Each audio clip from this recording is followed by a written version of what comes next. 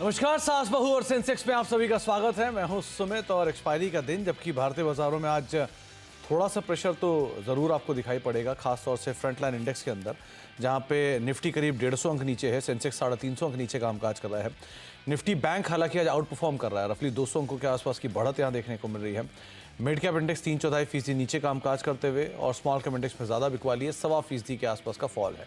लेकिन advance decline के लिहाज से देखेंगे तो डिक्लाइंस के फेवर में मार्केट सो फार कामकाज कर रहा है। एडवांस से कंपैरिजन में डिक्लाइन आपको कहीं ज़्यादा दिखाई पड़ेंगे। तो जो कल स्थिति 50-50 की थी, आज स्थिति में एक शेयर तेज़ी का है, तो उसके सामने 3 शेयर ऐसे जो कि बिकवाली के साथ कामकाज कर रहा है। 650 शेयर तेज़ी में और करीब 1650 शेयर बिकवाली के साथ कामकाज करते हुए आपको दिखाई पड़ेंगे। आज सेकेंड हाफ क्रूशल रहेगा कैसे मार्केट्स ट्रेड करता है, क्योंकि एक्सपायरी है तो थोड़ा बहुत वॉलेटाइल सेशन ज़रूर मार्केट्स में देखने को मिलेगा, but as of now markets के अंदर सो फार प्रेशर देखने को मिल रहा है। अगर आपका भी कोई सवाल है और आप भी इस कार्यक्रम का हिस्सा बनना चाह रहे हैं तो आपके लिए माध्यम खुले हुए हैं जिसमें आप इस कार्यक्रम का हिस्सा बन सकते हैं। 7045220000 ये हमारा व्हाट्सएप नंबर है, जिस पर आप हमारे साथ सीधे सीधे जुड़ सकते हैं और इस कार्यक्रम का हिस्सा बन सकते हैं, सवाल पूछ सकते हैं और अपना पोर्टफोलियो सीधे हमारे जानकारों से डिस्कस कर सकते हैं। आज हमारे साथ बातचीत करने के लिए कलकत्ता से राजेश अग्रवाल जी मौजूद हैं, जिनसे हम बातचीत करेंगे मार्केट्स को लेकर भी और राजेश जी से बातचीत करेंगे उनके स्टॉक्स पर भी और आपके पोर्टफोलियोज पर भी। राजेश सर नमस्कार, एक लंबे अंतराल के बाद आपसे वापस ऑन एयर मुलाकात हो रही है। क्या हालचाल है आपके, कैसा है कलकत्ता पूरे साइक्लोन के बाद और कैसे देख रहे हो आप मार्केट्स को? नमस्कार सुमित जी, आपने सही कहा कि बहुत अंतराल के बाद हमारी ऑनलाइन इंटरेक्शन हो रही है। ये कोई संजोग ही कहा जा सकता है। और जहाँ तक कलकत्ता के हालात हैं वो दिल्ली से जुदा नहीं है। दिल्ली में जो कि टेम्परेचर सीधे सीधे 52 डिग्री कल दिखा रहा था, कहीं पर पड़ रहा था। तो यहाँ भी हालात ऐसे हैं कि टेम्परेचर तो 52 नहीं दिखा रहा है, बट अब जो ह्यूमिडिटी के साथ कंसीडर करते हैं तो गूगल ऐप में क्लियरली दिखा रहा है फील्स लाइक 49। तो बहुत गर्मी पड़ रही है, यही हालात है। साइक्लोन के बाद और ज्यादा गर्मी बढ़ गई है। तो देखते हैं कैसे निकलते हैं ये दिन। तो उम्मीद करते हैं मानसून जल्दी पहुंच ही रहा है, आज केरल पहुंच गया, नॉर्थ ईस्ट साइड भी आ ही गया, तो स्लोली एंड स्टेडली आप तक पहुंच ही जाएगा। कैसे देख रहे हो मार्केट्स? गर्मी वहाँ भी बहुत ज़्यादा है, बहुत सारी चीज़ें आने वाली हैं, बाजार वेट कर रहा है कुछ बड़ी चीज़ों को, एक्सपायरी का दिन है। एक तरफ थॉट प्रोसेस कहता है कि शायद ये जो तेज़ी है थोड़ी प्रॉफिट टेकिंग की चपेट में आए, क्योंकि बढ़िया तेज़ी दिखा चुके हैं। दूसरी तरफ नंबर्स में ऐसा कोई बड़ा डैमेज आया नहीं, अर्निंग ग्रोथ चली रही है। सो आप कैसे रीड कर रहे हो मार्केट्स को? देखिए, एक बहुत बड़ा इवेंट हमारे सामने है। जैसे अभी आप कलकत्ता के हालचाल पूछ रहे थे, तो आपको बता दूं कि शनिवार को कलकत्ता में इलेक्शन, जो आखिरी चरण है इलेक्शन का, वो हमारे यहाँ हमारे शहर में शनिवार को है। और उसके बाद से ही मेरे हिसाब से शनिवार शाम से ही एग्जिट पोल के रुझान आने चालू हो जाएंगे। मंगलवार को नतीजे हैं, तो एक बहुत बड़ा इवेंट सामने खड़ा है, जो कि सारे इवेंट्स, चाहे वो चौथी तिमाही के नतीजे हो, ग्लोबल इकोनॉमिक डेटा हो, कोई युद्ध हो, सबके ऊपर भारी पड़ रहा है। तो सारी बाजार की नजरें वहीं पर गड़ी हुई है। मैं भी ये समझता हूँ कि जो हालात बने हुए हैं उसमें एक बात तो नई पोजीशन ना ले, क्योंकि जो शॉर्ट टर्म के ट्रेडर है खास करके, जो सिर्फ ये सोच के ले रहे हैं कि 1-2 दिन या हफ्ते के लिए लेना है, तो उन्हें एक बार साइडलाइन में रहने की सलाह दी जा रही है। बाकी जो मध्यम से लंबी अवधि के निवेशक हैं, जहां तक मेरा अनुमान है, कॉर्पोरेट इंडिया ने अच्छा परफॉर्मेंस दिया है चौथी तिमाही में, आगे भी अच्छी परफॉर्मेंस आती रहेगी। और जो लंबी अवधि के निवेशक हैं और अच्छी क्वालिटी के स्टॉक किसी भी न्यूज के कारण से अगर अच्छा कट दिखाते हैं, तो एक्यूमुलेट करने की अपॉर्चुनिटी रहेगी। तो कोई भी गिरावट मिले तो उसका इस्तेमाल आप एक्यूमुलेट करने के लिए करिए, ये एक अच्छी रणनीति रहेगी। और केस टू केस बेसिस पे बहुत कुछ है। हाँ, हालांकि इवेंट बड़े बड़े 2 सामने खड़े हैं, तो उसको भी ज़रूर आप ध्यान रखिएगा अपने निवेश के दौरान। चलिए अब आगे बढ़ते हैं और कुछ दर्शकों से बातचीत कर लेते हैं जो कि हमारे साथ अलग अलग क्षेत्रों से मौजूद हैं। और आज हम बातचीत करने के लिए जाएंगे सूरत में, हमारे साथ वडोदरा में हमारे साथ भूमि पटेल जी मौजूद हैं, सूरत से हमारे साथ लता शाह जी मौजूद हैं और छत्तीसगढ़ से विशालाक्षी जी हमारे साथ आज मौजूद हैं, उनसे भी हम बातचीत करेंगे। आप तीनों को नमस्कार और आप तीनों का स्वागत है। सबसे पहले चलते हैं लता मैम के पास, जो कि सूरत से हमारे साथ मौजूद हैं। लता मैम नमस्कार, स्वागत है कार्यक्रम में। मैम आप कब से हो मार्केट में, क्या करते हो आप अदरवाइज? मैं हाउसवाइफ हूँ। जी मैम। 2019 से जुड़ी हुई हूँ मार्केट से। तो लता मैम, आपने इतना लेट मार्केट की तरफ क्यों रुख किया? मतलब आपको 3-4 साल तो फिर भी हो गए, लेकिन कोविड के बाद से इंटरेस्ट कुछ ज़्यादा बढ़ा शायद। या ओके, कैसा रहा जर्नी? क्योंकि तब से लेकर अब तक तो सिचुएशन बहुत ही अच्छी चल रही है। थोड़ा अच्छा भी रहा, थोड़ा बुरा भी रहा। क्या अच्छा रहा, क्या बुरा रहा? थोड़ी कमानी हुई इसलिए अच्छा रहा, बुरा इसलिए कि लॉस किया इसलिए। तो वो एक्सपीरियंस दे गया लता मैम। हाँ, इधर यू विन और you get an experience, simple सी बात है। तो लता मैम, कैसे आप इन्वेस्ट करते हो? फुल टाइम ट्रेडिंग करते हो आप? Full no time? No no, short term investment करती हूँ, नॉन स्विंग्स। ओके, तो आज शेयर खरीदा, 2-3 दिन में बढ़ा, फिर बेच दिया, ऐसे करके? पहले ऐसा करती थी लेकिन अभी ऐसा नहीं कर रही हूँ। ओके मैं अभी दिन 1 महीना 2 महीना रुक जाती हूँ, ओके। बेचती तो हूँ। किस टाइप के शेयरों को लेते हो? बड़ी कंपनियों के शेयरों को, मीडियम, मिड कैप? हाँ, बड़े कंपनियों के भी, जैसे HDFC बैंक है, हाँ, ग्रेसिम है, ऐसे भी लेती हूँ। ओके और थोड़े स्मॉल कैप्स भी लेती हूँ थोड़े। Okay okay. तो आज लता मैम, क्या सवाल है आपका? आज मेरा वो है इंडीजेन इंडिजीन पे। 50। हाँ, इंडीजेन 50 लिए है मैंने, 568.90 के रेट पे। ये तो अभी हाल तो की लिस्टिंग है, हाँ, तो आपने लिस्टिंग के बाद लिया तो इसको? हाँ, लिस्टिंग के बाद लिया। तो अभी उसका लॉस बढ़ रहा है, तो उसको होल्ड करना चाहिए कि एग्जिट करना चाहिए? ओके, चलिए लता मैम, इससे रिलेटेड आपको एक इमीडिएट खबर बताता हूँ। अभी अभी 2 से 5 मिनट पहले इंडिजीन के नंबर्स आए हैं, अर्निंग्स आए हैं, और जो मुनाफे का नंबर आया है अभी, वो आपको मैं बता देता हूँ किस तरह से कि इनके मुनाफे के नंबर में इंप्रूवमेंट देखने को मिला इस क्वार्टर के। करीब करीब 95 करोड़ रुपए का मुनाफा आया है, जो कि 48 करोड़ से बढ़कर आया है इस क्वार्टर में। ये वाई बेसिस पे नंबर है, यानी पिछले साल के मुकाबले, और पिछली तिमाही के मुकाबले 100 करोड़ के सामने करीब करीब 95 करोड़ का मुनाफा आता हुआ दिखाई पड़ा है। तो मुनाफे का नंबर अच्छा है। वाई क्यू ऑन क्यू थोड़ा सा फ्लैट साइड पे ज़रूर दिख रहा है। शेयर में रिएक्शन भी इसलिए लोअर लेवल से अच्छा आता हुआ दिखाई पड़ रहा है। ये जो 3-4% नीचे था, वहाँ से 1.5-2% ही नीचे रह गया है। राजेश सर, इंडीजीन हाल की लिस्टिंग है और एक बहुत यूनिक बिजनेस मॉडल में कंपनी काम करती है। एक तरफ आईटी का कारोबार भी है और दूसरी तरफ ये फार्मा को आईटी सर्विसेज प्रोवाइड कराती है। तो ये दोनों का एक इंटीग्रेटेड प्ले है और यूनिक बिजनेस है। आप कैसे रीड कर रहे हो? क्या करना चाहिए इनको? सबसे पहले तो जो भी महिला मित्रगण पैनल में है, सबको नमस्कार।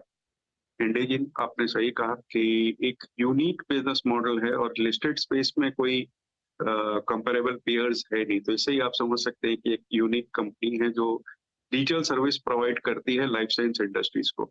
नंबर ठीक ठाक आए थे पहले भी और आज भी, आप जैसे अभी बता रहे हैं कि flat number quarter on quarter है, बट ईयर ऑन ईयर अच्छी बढ़त दिख रही है।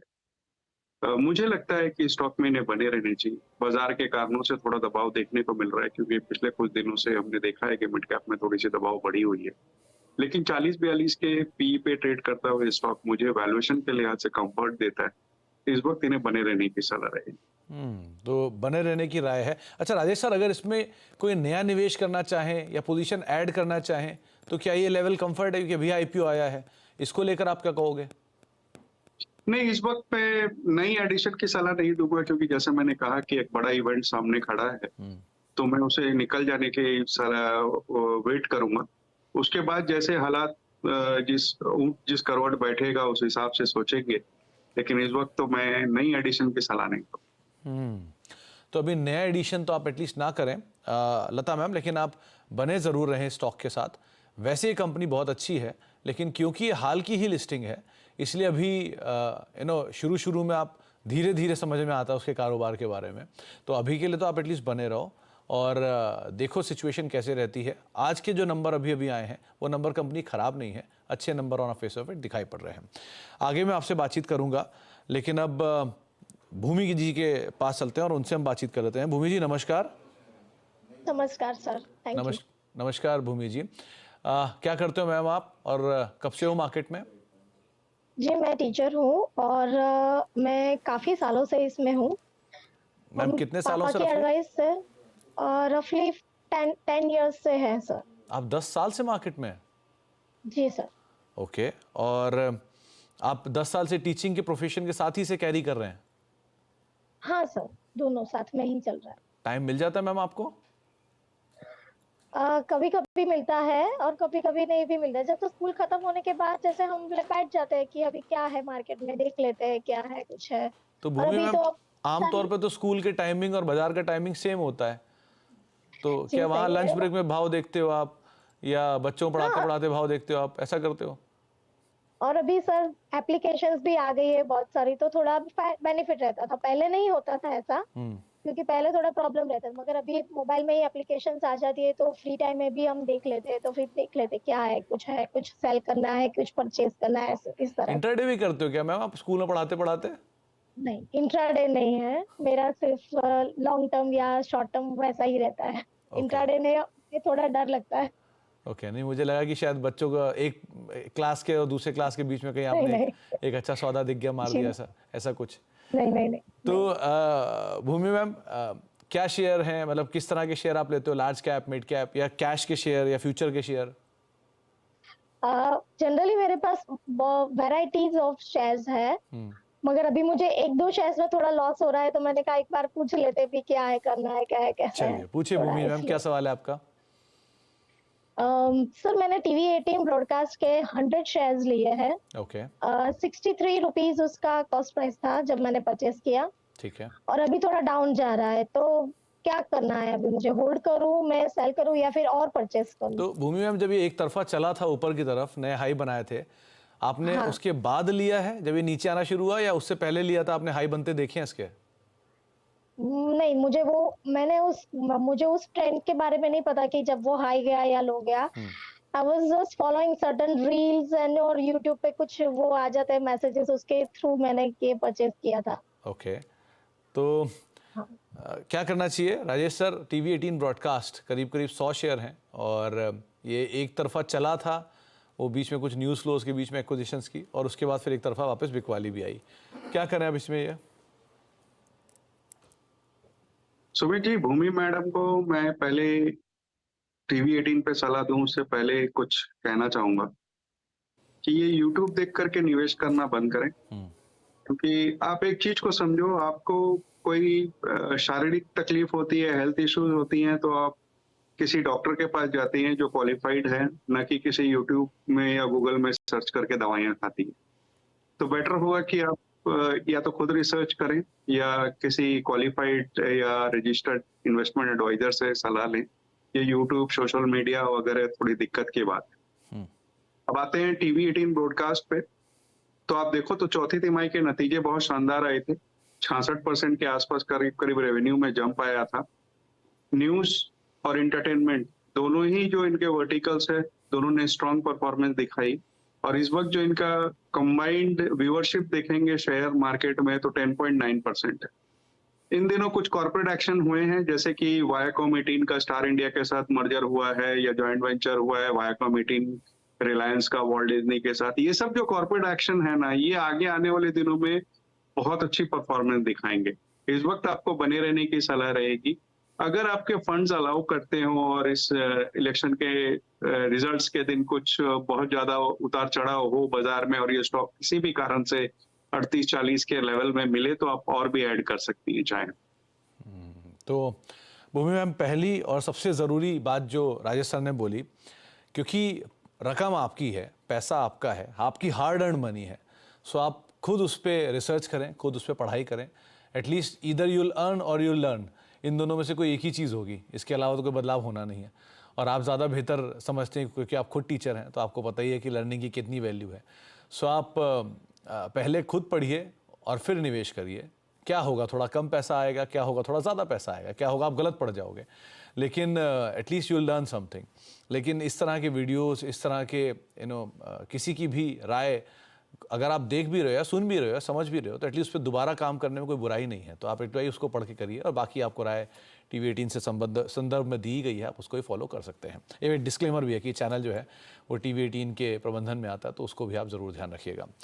आगे मैं आपसे बात करूँगा भूमि मैम, लेकिन अब हमारे साथ विशालाक्षी मैम मौजूद हैं बातचीत करने के लिए। विशालाक्षी मैम, पहले तो आपके नाम का मतलब समझाएं। बहुत लंबा नाम और बहुत आम तौर पर सुनने को नहीं मिलता है नाम, तो इसका मतलब क्या होता है मैम? नमस्कार सर, और सर विशालाक्षी का मतलब एक्चुअली ये संस्कृत वर्ड है। Okay. विशाल जोड़ अक्षी, विशाल मतलब बड़ा और अक्षी मीन्स आंख, जिसकी आंखें बड़ी हों। एक्चुअली सरस्वती देवी का नाम है ये, Okay. विशालाक्षी। बहुत ही और अच्छा ये नाम है। साउथ में बहुत पॉपुलर नेम है। नॉर्थ तरफ में लोग कम जानते हैं इस नाम को, लेकिन साउथ में ये बहुत ही कॉमन है। बहुत अच्छा नाम है, बहुत अच्छा नाम है। क्या करते हो विशालाक्षी मैम आप? सर मैं स्टेट बैंक से रिटायर्ड एजीएम हूँ। ओके, तो स्टेट हाँ, बैंक के शेयर और तो आपके पास होंगे 100%। सर सर है सर। चलिए, ये आपने अच्छा काम किया कि एसबीआई के शेयर लेकर रखे हुए, क्योंकि वो ऑल टाइम हाई भी बना रहा है, तो वहां तो आपको गेन आ रहा है। चलिए, अब बताइए विशालाक्षी मैम, आप कैसे मार्केट्स में आए? रिटायरमेंट के बाद आपने शुरू किया फुल टाइम, या पहले से ही आप वैसे मार्केट्स डीमैट में? अकाउंट तो बहुत पहले, ये सर डीमैट अकाउंट तो बहुत पहले से खोल रखा हुआ था और कुछ कुछ करती थी थोड़ा बहुत, लेकिन अभी एक्टिवली करीब करीब 7-8 महीने से कर रही हूँ। 7-8 महीने से अभी एक्टिवली इसमें पार्टिसिपेट कर रही हूँ। और I am very thankful to CNBC team. Sir आपके जो एनालिटिकल रिव्यूज जो होते हैं जी, और जो सजेशंस होते हैं, बहुत एक्यूरेट, बहुत सटीक होते हैं। Thank you ma'am. तो उससे मैम, बहुत में बाजार guidance है, मिलता यहाँ पर सब लोग गलत और सही पढ़ते रहते हैं, तो कोशिश रहती है हाँ। कम से कम गलत पढ़ा जाए और ज़्यादा से ज़्यादा हाँ। सही पढ़ा जाए। बाकी हमारे जानकार मेहनत भी करते हैं और उनको ही हम शामिल भी करते हैं, ज़्यादा से ज़्यादा अप्रिशिएट करते हैं। तो विशालाक्षी मैम, आप अभी कैसे ट्रेड करते हो? कितना एक्टिव हो? इंट्राडे ट्रेडिंग करते हो? आराम आराम शेयर लेके रखते हो? इंट्राडे तो अभी भी स्टार्ट नहीं किया सर, लेकिन सर शॉर्ट टर्म के लिए करती हूँ। और एक्चुअली मैं basically I am an investor, okay, लेकिन अगर बीच में कोई शेयर लिया हुआ है और उसमें उछाल आती है, बाउंस आता है, तो फिर उसको निकाल देती हूँ। ओके। बट लॉन्ग टर्म के लिए ही रखती हूँ। और सर अभी मेरा एक्चुअली क्वेश्चन है कि वो कोचीन शिपयार्ड अभी हमने रिसेंटली लिया है 3-4 दिन पहले, ओके। 1990 जी। 1990 में लिया है, 100 शेयर्स लिया है। ओके, और कितना तो समय इसको आप दे सकते हो मैम? इसको मैं सोच रही हूँ सर, अभी तो ये जो चुनाव का माहौल है, रिजल्ट्स वगैरह है, तो शायद इसमें उछाल आए। तो तो कितना तक जाए, ये जो मैं इसका टारगेट रखी हूँ, एटलीस्ट 25% मेरे आने के बाद ही मैं सेल करती हूँ किसी का भी। तो विशालाक्षी मैम, ये बात आप जानते हो ना कि ये शेयर पिछले 1 साल में 10 गुना बढ़ चुका है?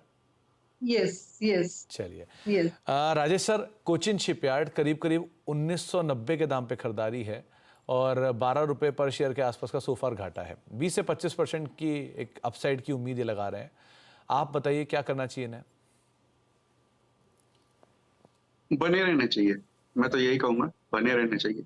एक बड़ी शिप बिल्डिंग की कंपनी है, रिपेयर यार्ड है, जो भारत में डिफेंस के नए ऑर्डर्स या शिपिंग के नए ऑर्डर्स की बातें हो रही है, उसका एक बड़ा फायदा आ रहा है। इनसे ऑर्डर बुक बहुत शानदार हुई है और इस तिमाही की भी ऑर्डर बुक अच्छी जुड़ी है। कुछ नए ऑर्डर यूरोप से, यूके से भी आए हैं। और चौथी तिमाही के अगर आप नतीजे देखो तो 114% के आसपास टॉप लाइन में और 558% बॉटम लाइन में जंप आया। सारे पायदान पर खरी उतरती है, लेकिन जैसे सुमित सर ने बताया कि बहुत छोटी अवधि में बहुत ऊंची छलांग इस स्टॉक ने लगाई है, तो हो सकता है कि थोड़ा कंसोलिडेशन का फेज जाए। तो आपकी समय अवधि थोड़ी बढ़ानी चाहिए, लेकिन आप बनी रहें स्टॉक में, यही राय रहेगी। वैसे मैं आपसे एक सवाल करना चाहूंगा, आप छत्तीसगढ़ में कहाँ से हो? सर छत्तीसगढ़ में बिलासपुर से हूँ सर। क्योंकि मैं भी बिलासपुर का ही हूँ, इसलिए पूछ रहा हूँ आपसे। जी मैं छत्तीसगढ़ में बिलासपुर से हूँ। हाँ, मैं भी बिलासपुर से ही हूँ। मेरे पेरेंट साइड से बिलासपुर से ही। तो राजेश सर, इस बार ही जाना तो मिलकर आना, मैम का पोर्टफोलियो देख कर आना पर्सनली, उनको भी हाँ सुकून सर, मिलेगा। हाँ सर। और आपको भी most welcome sir, most welcome. Bilaspur के आप भी अच्छे से दर्शन करके आना वापस कई दिनों बाद। खैर, बहुत बहुत शुक्रिया विशालाक्षी मैम आपका भी, लता मैम आपका भी, और साथ ही साथ भूमि मैम आपका भी हमारे साथ आज मौजूद रहने के लिए और हमसे बातचीत करने के लिए। और आप सभी को शुभकामनाएं, आने वाले समय के लिए बढ़िया मुनाफा आप लोग बनाएं, इसकी उम्मीद के साथ आप लोगों को बहुत बहुत शुभकामनाएं। बहुत बहुत शुक्रिया। राजेश सर, अब जाने से पहले आपकी तरफ से कोई शेयर जो आप सब बताना चाहो हमें? देखिए, मैं ईएडी पैरी करके एक कंपनी है जिसके साथ जाना चाहूंगा। 5वीं सबसे बड़ी शुगर की कंपनी है, 40,300 टीसीडी की कैपेसिटी है इनकी। इसके अलावा डिस्टिलरी और कोजेन का पावर है। डिस्टिलरी में ये कैपेसिटी बढ़ा रहे हैं और अच्छे ग्रुप को बिलोंग करती है, मुरुगप्पा ग्रुप को बिलोंग करती है, जो कि अपने आप में कॉर्पोरेट गवर्नेंस के लिए और दूसरी चीजों के लिए जाना जाता है। लगातार डिविडेंड देती है। और सबसे खास बात इस कंपनी में ये है कि जो भी एक्सपेंशन वगैरह था वो तो पूरा हो गया। खास बात ये है कि इस कंपनी में करीब करीब 56-57% होल्डिंग कोरोमंडल की है जिसकी मौजूदा मार्केट वैल्यू करीब करीब 22-23 हजार करोड़ के आसपास की आती है, और इस कंपनी की पूरी मार्केट कैप 10-11 हजार करोड़ की है। यानी कि आधे दामों में, कोरोमंडल के आधे दामों में आपको पूरी कंपनी मिल रही है, जिसमें कोरोमंडल के शेयर्स और शुगर का कारोबार और डिस्टिलरी वगैरह अलग से है। तो मैं समझता हूँ कि वैल्यूएशन के लिहाज से बहुत कंफर्ट देता है, यहाँ पे खरीदारी की सलाह रहेगी। One of the oldest companies of India, अगर आप कोई ढूंढ रहे हैं तो ये आईडी पैरी आपके सामने है, जिसके ऊपर आप नजर बना कर रख सकते हैं, और एक शानदार ग्रुप की शानदार कंपनी, इसके ऊपर आप बेट कर सकते हैं। बहुत सारे बिजनेस और भी हैं, ये कम समय में राय सर बता नहीं पाए, लेकिन बहुत कुछ है इस कंपनी में बात करने लायक। आप उस लिहाज से इस पर नज़र रखिएगा। बहुत बहुत शुक्रिया राजेश सर, एक वैल्यू पिक बताने के लिए इनफैक्ट, और दूसरा बाजार पर बातचीत करने के लिए, सभी दर्शकों के सवालों के जवाब देने के लिए बहुत बहुत शुक्रिया सर। आगे बातचीत करूंगा, लेकिन एक इंपॉर्टेंट अपडेट आ रहा है आरबीआई की तरफ से, जहां पे आरबीआई ने सालाना रिपोर्ट में FY25 की अच्छी तस्वीर पेश की है। 2023-24 की सालाना रिपोर्ट में सेंट्रल बैंक ने कहा कि देश की इकोनॉमी मजबूत है, साथ ही साथ महंगाई में कमी की बातचीत भी उन्होंने की है। आलोक हमारे साथ मौजूद है तमाम डिटेल के साथ। आलोक, क्या डिटेल है आपके पास? बिल्कुल, देखिए आरबीआई ने जो एक मैक्रो इकोनॉमिक्स का पिक्चर पेश किया है, उसमें ये साफ तौर पे कहा है कि जो बैंक है, सरकारी बैंक हैं और जो प्राइवेट बैंक है, और साथ ही साथ जो कॉर्पोरेट सेक्टर है, उनके बैलेंस शीट काफी मजबूत हैं, और ये इशारा कर रहे हैं कि देश जो इस वक्त देश की जो जीडीपी की रफ्तार है वो 7% की दर से आगे बढ़ रही है। अगर देखें तो 7.6% उनका एक्सपेक्टेशन है, और पिछले 3 साल से लगातार 7% के हिसाब से जो ग्रोथ कर रही है, उससे एक अच्छी इकोनॉमी की तस्वीर पेश की जा रही है। दूसरी बात करें अगर महंगाई को लेकर, तो महंगाई को लेकर अच्छी खबर यह है कि आरबीआई ने अपनी रिपोर्ट में कहा है कि महंगाई दर में नरमी दिख रही है। हालांकि सप्लाई साइड के इशू रहेंगे, लेकिन यह भी डिपेंड करता है मौसम और महंगाई, मौसम के ऊपर और साथ ही साथ सप्लाई साइड के ऊपर। तो जैसा कि मौसम के बारे में मालूम है, विभाग का जो प्रेडिक्शन था कि मानसून सामान्य से ज्यादा रहेगा, तो इस एंड पर भी एक प्रॉब्लम कम होती हुई दिख रही है। तो इन्फ्लेशन को लेकर भी अच्छी खबर है। और रही बात अपनी आरबीआई के अपने बैलेंस शीट की, तो बैलेंस शीट आप खुद ही देख सकते हैं, जिस तरह से सरकार को उन्होंने 2.1 लाख करोड़ का डिविडेंड दिया, उससे अंदाजा लग ही सकता है कि उनका जो खुद का बैलेंस शीट है कितना जबरदस्त रहा है। 11.1% आरबीआई का टोटल बैलेंस शीट बढ़ गया है, और वो बढ़कर करीब ये जो बढ़ा है वो बढ़कर 80 लाख करोड़ के आसपास हो गया है। और जो आरबीआई की अपनी नेट इनकम है वो 17% बढ़ी है, बैलेंस शीट में 11% का ग्रोथ हुआ है। दूसरी तरफ अगर आरबीआई की कमाई की बात करें तो फॉरेन सिक्योरिटीज और फॉरेन एक्सचेंज से जबरदस्त कमाई की है आरबीआई ने, और अपने खर्चों में भी करीब 56% की कटौती की है। तो कुल मिलाकर जो आरबीआई ने जो अपना एक्सरसाइज किया है, जो मेजर्स अपनाए हैं, उससे उनका बैलेंस शीट तो काफी मजबूत हुआ है, प्रॉफिट भी बढ़ी है। दूसरी तरफ जो इकोनॉमी को लेकर उन्होंने तस्वीर पेश की है, काफी अच्छी तस्वीर पेश की है, और FY जो 25 है उसको लेकर इन्फ्लेशन, जीडीपी को लेकर अच्छी बढ़िया नंबर्स आते हुए दिखाई पड़े हैं आरबीआई की तरफ से, और ये सालाना रिपोर्ट के सभी आंकड़े जो कि आलोक आपको बता रहे हैं। एक ब्रेक का वक्त है, ब्रेक के बाद लौटते हैं जल्दी। सेंसेक्स करीब 125 अंकों की गिरावट निफ्टी में देखने को मिल रही है। रफली 400 अंक नीचे सेंसेक्स है, और करीब 350 अंक ऊपर निफ्टी बैंक आपको दिखाई पड़ेगा। निफ्टी बैंक आज का की हाईलाइट है, जो कि मार्केट को बहुत हद तक सपोर्ट प्रोवाइड करा रहा है, और डे हाई के आसपास निफ्टी बैंक पहुंच गया है। साइमल्टेनियसली आप एक बार मिड कैप स्मॉल कैप और लेकर आइए, वहाँ किस तरह की स्थितियाँ देखने को मिल रही है, क्योंकि मिड कैप स्मॉल कैप में आज थोड़ा सा प्रेशर है। एडवांस डिक्लाइन यही इंडिकेट कर रहा है, लेकिन स्लोली एंड स्टेडली मार्केट में थोड़ा रिवाइवल आ रहा है, लेकिन अभी भी प्रेशर के साथ कामकाज कर रहा है। एडवांस डिक्लाइंस के फेवर में है, और करीब 1600 साढ़े 1600 शेयर बिकवाली के साथ कामकाज कर रहे हैं। सो एक ब्रेक का वक्त है, और ब्रेक के उस पार मिड कैप का पूरा हाल लौटते हैं मिड कैप 15 के साथ।